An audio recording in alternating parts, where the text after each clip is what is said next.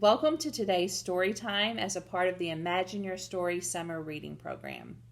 My name is Mary Ann Wright, and I'm a 4-H area educator with Lincoln University Cooperative Extension.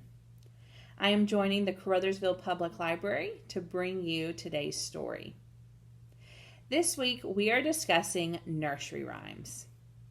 In yesterday's explanation video, we talked about the different characteristics of classic nursery rhymes. Today's book is a modern version of a classic nursery rhyme. The story we will be reading is Mary Had a Little Glam by Tammi Sauer. Now, this is a spin-off of the classic nursery rhyme, Mary Had a Little Lamb. But as you can see by the cover, this is not our traditional story. We can see here that Mary has a lot of style. So we're going to find out about her in this story. But as I'm reading, I want you to listen because even though this is a different take on a classic nursery rhyme, it still shares some of the characteristics. So I want you to listen to the use of rhyme and repetition and different patterns of speech and see if you can find any of those. Okay, let's get started and read Mary Had a Little Glam. Mary had a little glam that grew into a lot. And everywhere that Mary went, she wasn't hard to spot. But on the day she started school, she caught some by surprise. Sweet Mary shrugged and hugged her mom. I must accessorize. Then Mary click-clacked down the block in frilly formal wear. And by the time she got to school, she'd added extra flair.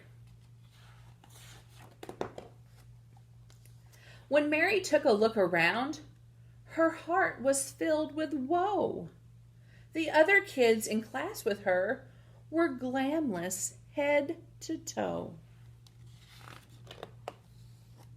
So Mary offered fashion tips.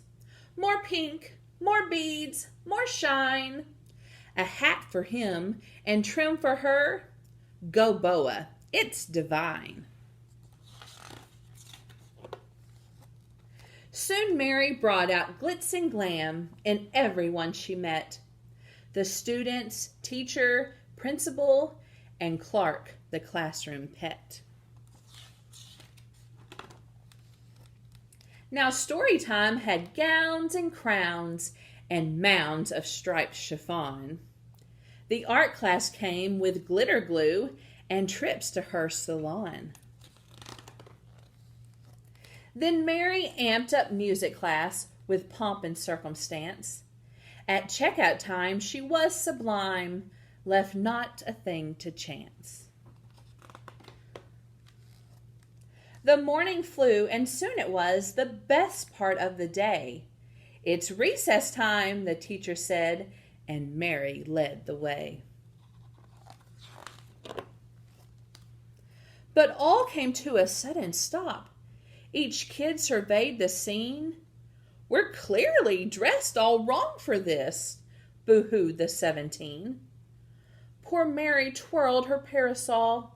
This crisis was a 10. She'd never figure out a plan. All was lost. But then she tossed her shades and silk-lined cape, her scarf and strappy shoes, and Mary's friends were just as fast. There was no time to lose. The class raced for the jungle gym, the spiral slide, the swings. Then Mary grinned and grabbed a ball, among some other things. Now Mary's flair for what to wear is better than before. True glamour often calls for lots, but sometimes less is more.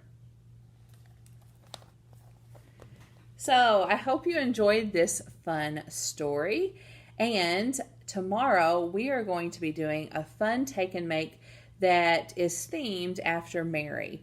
Mary in this story is very good about knowing what makes her unique and having her own style.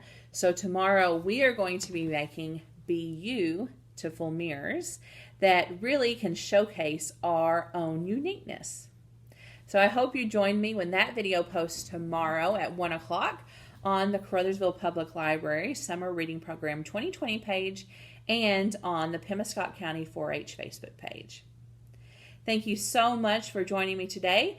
I've enjoyed sharing these different stories with you throughout the 6 weeks that we have been doing the Imagine Your Story Summer Reading Program, and I look forward to partnering with the library again soon. See you soon, guys. Bye-bye.